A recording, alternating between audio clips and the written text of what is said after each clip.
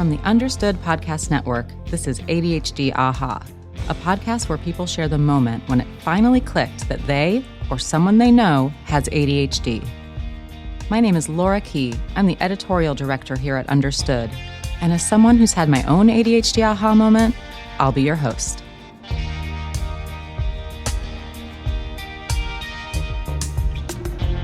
Hi, everyone. We have a very special episode for you this week. In fact, I'm thrilled to say that it's an episode about you. Since we started ADHD Aha, we've gotten so much wonderful feedback from our listeners. Hearing how much you relate to or learn from the stories we're sharing is truly my favorite part of hosting this podcast. It reminds me why we created the show, and it motivates the team to keep going. So for this episode, I'd like to share excerpts from some of the letters, and by letters I mean emails, that we've received. You're going to hear some new voices. These are all Understood team members speaking, and they're going to be reading the excerpts with the author's permission. Our first letter is from Melissa. Melissa wrote to us saying she grew up a, quote, goody two-shoes, who was unknowingly struggling with perfectionism and anxiety. Hey, that sounds like me. But like many of us, the pandemic heightened her mental health struggles to the point that she sought out therapy. And even though she felt like her anxiety and depression were improving, something else was bothering her.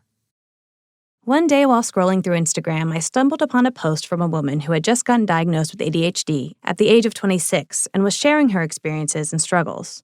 My first thought was, how come it took people so long to notice? How did she find out now at 26? I myself am a 24-year-old and have been a preschool teacher for 5 years. It bothered me that nobody had raised any concerns. Little did I know I was on the same boat. Through further investigation, I realized I could relate to about 90% of the ADHD symptoms found in women. I was dumbfounded. I'm supposed to be one of the professionals who can recognize what this looks like in others, and yet couldn't see it in myself. After being evaluated by my therapist and psychiatrist, it was confirmed.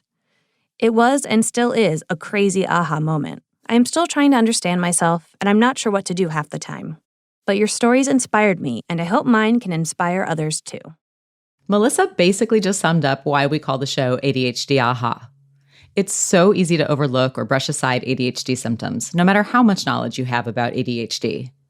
It often takes hearing about someone else's story, someone you relate to spark your own aha moment, which is essentially what we're trying to do with this podcast. Thanks so much for writing in, Melissa.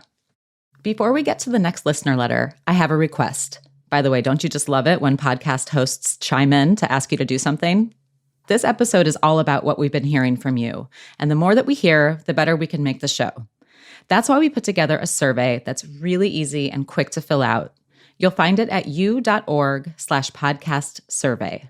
That's the letter u.org/podcast survey. Check it out if you can. And thanks again. Now back to the listener letters. This one comes from Terry, who got her ADHD diagnosis the summer before starting graduate studies to become a pediatric speech-language pathologist. Terry told us that she started and stopped college many times and finally managed to finish by, quote, white-knuckling my way through sheer force of will. Right on, Terry. But while waiting to hear if she'd gotten into her grad program, she decided it was time to get evaluated for ADHD. I remember thinking, so there is something wrong with me. That may sound completely politically incorrect, especially coming from someone who specializes in working with children with disabilities. So let me explain. I grew up in a home with a self-taught engineer dad and a fourth-grade teacher mother who both told us we were all smart and could accomplish anything we set our minds to. And for the most part, I believed them. They were my parents after all. But all the struggles I had with homework, math, writing, they felt extremely real too. I couldn't figure out how to reconcile these seemingly true but contradicting facts about myself. I felt like an unsolvable math equation. I was 2 + 4 = 8. My diagnosis justified that and said, yes, 2 + 4 never equaled 8. But here's the other 2 parts. Now you equal 8. You're whole. Well, I was never really great with analogies, but hopefully you were able to follow me with that one. My diagnosis made both sides of the equation make sense, reconciling these two irreconcilable pieces of myself, that I was both smart and I struggle with things. In my home and in my head, I believed I could only be one or the other. It never occurred to me that I could be both. Terry's email reminds me of stories from a bunch of guests we've had on the show. I think about, for example, Dr. Kojo and how intensely he pushed himself to work harder and harder and harder until he got diagnosed. I think about writer and mom of four Jen Barton, who was coping with anxiety but still had a sense that her equation, as Terry calls it, was off until she was also diagnosed with ADHD. And I think about myself in both of these ways, never giving myself a break and telling myself to just try harder, and then getting my anxiety under control only to find that I still simply couldn't focus. Thanks for writing in, Terry. Our next letter is from Taryn, who says they were recently diagnosed with ADHD at 33. They describe starting medication as, quote, the single most life-changing decision they have ever made, and they're grateful for it. But they say they're also grieving deeply for the years they feel they've lost. I first asked my doctor for help with my mental health at the age of 12. She told me it was just teenage hormones. In high school, I spent so much time in the counselor's office. In college, I started therapy and medication. I've tried at least 8 medications, and I've gone through so many diagnoses. I think about all the things that could have been different if I had gotten the right help sooner. I could have been a better friend, a better partner, a better child, a happier me. Part of me is really sad and really angry, and I feel super left out of the ADHD narrative. Everywhere I turn, there are people talking about how ADHD is positive for them in some ways. I feel that ADHD has been almost entirely destructive for me. But thank you for your podcast. I've listened to about half of the episodes so far, and it's been very helpful.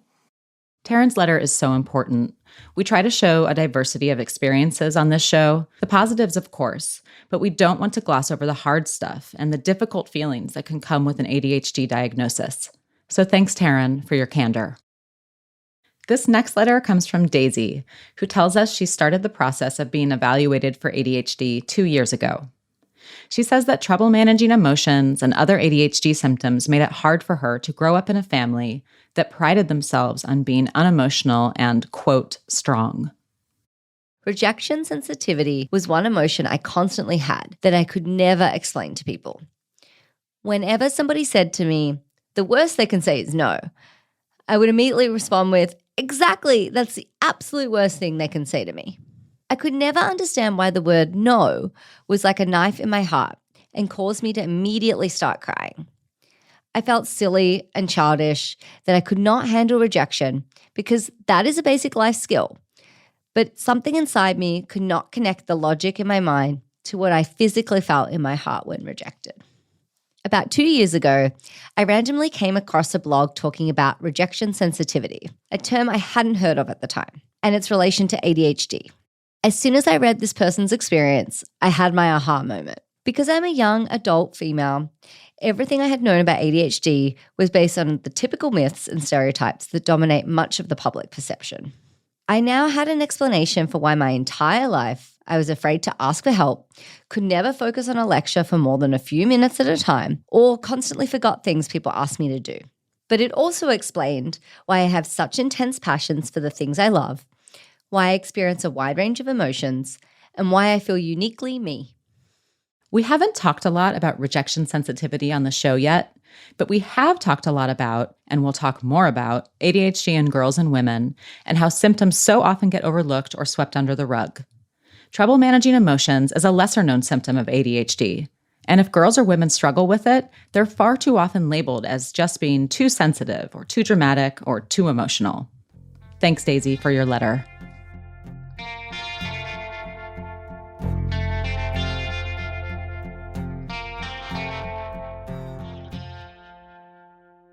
Hearing from you all means so much to me. I love the community we've built around this show. But before we go, my amazing producer, Jessamine, who makes me sound way better than I sound in real life, is going to join us quickly for something fun. Hey, Jessamine. Hi, Laura. We have gotten so many awesome notes from listeners. I figured we could just share a few of the shorter ones, sort of rapid fire style. Ooh, I love that. Let's do it. All right, so here's the first one. I can't believe how much the people you're interviewing are describing my life. It's like they're reading a book about my past. Aw, that's nice to hear. I like that one. This one is, I recently found your podcast when looking for resources for students, and it has felt like another absolute aha moment for me. Yes, that's what we're here to do. I love it. Awesome. This podcast is so helpful to feel heard and seen. It makes you feel like you aren't alone in coping and that you have peers who truly understand the dynamics of ADHD and the moving parts that come with it. Oh, I love that. I feel that way every time I have an interview with someone. It's just, I get to experience that over and over again. So I'm with you. It has brought me comfort and community that I didn't know I was seeking. Oh, same here. Laura, I can't express how validating and healing it was for me to listen to your aha moment. It came at a time when I needed it the most, and yet I didn't even know I needed it.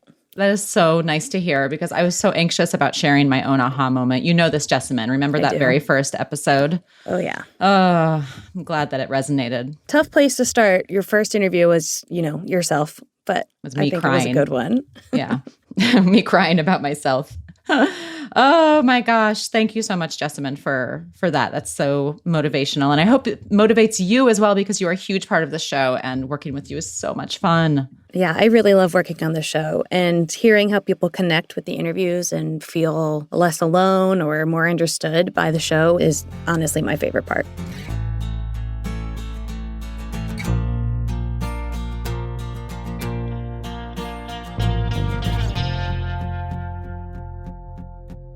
Well, I think we're going to wrap it up there.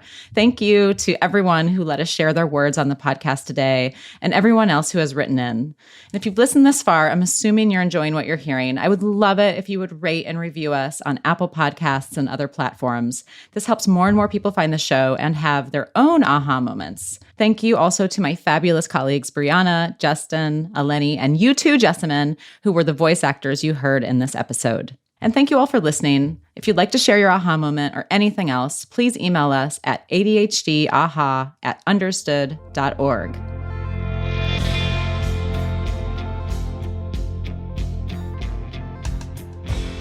You've been listening to ADHD Aha from the Understood Podcast Network. If you want to share your own aha moment, email us at adhdaha@understood.org. I'd love to hear from you. If you want to learn more about the topics we covered today, check out the show notes for this episode. We include more resources, as well as links to anything we mentioned in the episode. Understood is a nonprofit organization dedicated to helping people who learn and think differently discover their potential and thrive. Learn more at understood.org/mission. ADHD Aha is produced by Jessamine Molly. Say hi, Jessamine. Hi, everyone. Brianna Barry is our production director. Our theme music was written by Justin D. Wright, who also mixes the show. For the Understood Podcast Network, Scott Koshira is our creative director, Seth Melnick is our executive producer, and I'm your host, Laura Key. Thanks so much for listening.